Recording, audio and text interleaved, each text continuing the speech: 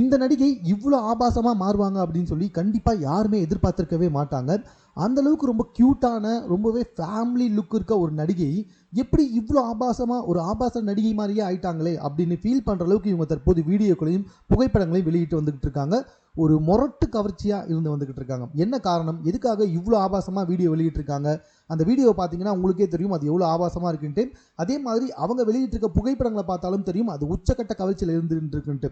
So எதுக்காக அப்படின்னு சொல்லி பார்த்தீங்கன்னா, ஃபர்ஸ்ட் ஒன் தமிழில் இவங்க கிட்டத்தட்ட ஒரு 10 படத்துக்கு மேலே நடிச்சிருக்காங்க. பலே வெள்ளையத்தேவா, பிருந்தாவனம், நம்ம விஜய் சேதுபதி கூட கருப்பன், அது மட்டும் இல்லாமல் உதயநிதி கூட நெஞ்சுக்கு நீதி, மாயோன், டிக்கர், காட்ஃபாதர், அகிலன், ரசவாதி, இப்படி ஏகப்பட்ட படங்கள் இவங்க நடிச்சிருக்காங்க. ஆனால் பாருங்களேன், இப்போ வரைக்கும் தன்யா ரவிச்சந்திரன் சொன்னால் ஒன்றும் பெருசாக இவங்களை வந்து நடிகைன்னு ஏற்றுக்கவும் மாட்டாங்க. இவங்கள பார்த்தாலுமே வந்துட்டு ரொம்ப ஃபெமிலியரான ஃபேஸ் மாதிரி தெரியல. இதனாலேயே செம்மையாக கடுப்பாயிருக்காங்க. தொடர்ந்து தமிழ் சினிமாவில் தன்னுடைய இடத்தை எப்படியாவது பிடிச்சிக்கணும், அடுத்த கட்டத்துக்கு போகணும்னு ட்ரை பண்ணி வந்துக்கிட்டு இருக்கவங்களுக்கு பட வாய்ப்பும் கிடைக்கல, ஒன்றும் பெருசாக வந்துட்டு எதுவும் சொல்கிற மாதிரி அமையவும் இல்லை.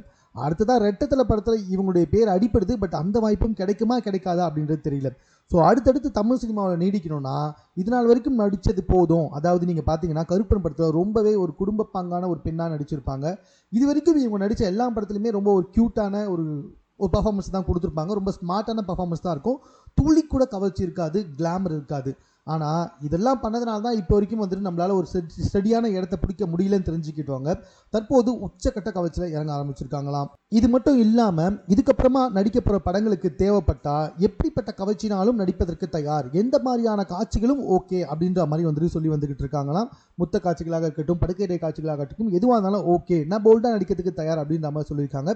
ஸோ இதை ப்ரூவ் பண்ணுற மாதிரி தான் தற்போது இவங்க உச்சக்கட்ட கவர்ச்சியான வீடியோக்களையும் புகைப்படங்களையும் வெளியிட்டு வந்துகிட்டு இருக்காங்க. ஸோ நானும் தமிழ் சினிமாவில் ஒரு நடிகை, நானும் ஒரு கவர்ச்சி நடிகையாக தானே இருப்பேன் அப்படின்ற மாதிரி வந்துட்டு முடிவெடுத்தான் இப்படிப்பட்ட வீடியோவில் வெளியிட்டு வந்துகிட்டு இருக்காங்க போல. ஸோ இந்த நடிகை ஆபாச நடிகையாக கவர்ச்சி நடிகையாக மாறுவாங்கன்னு கண்டிப்பாக யாருமே எதிர்பார்த்திருக்க மாட்டீங்க.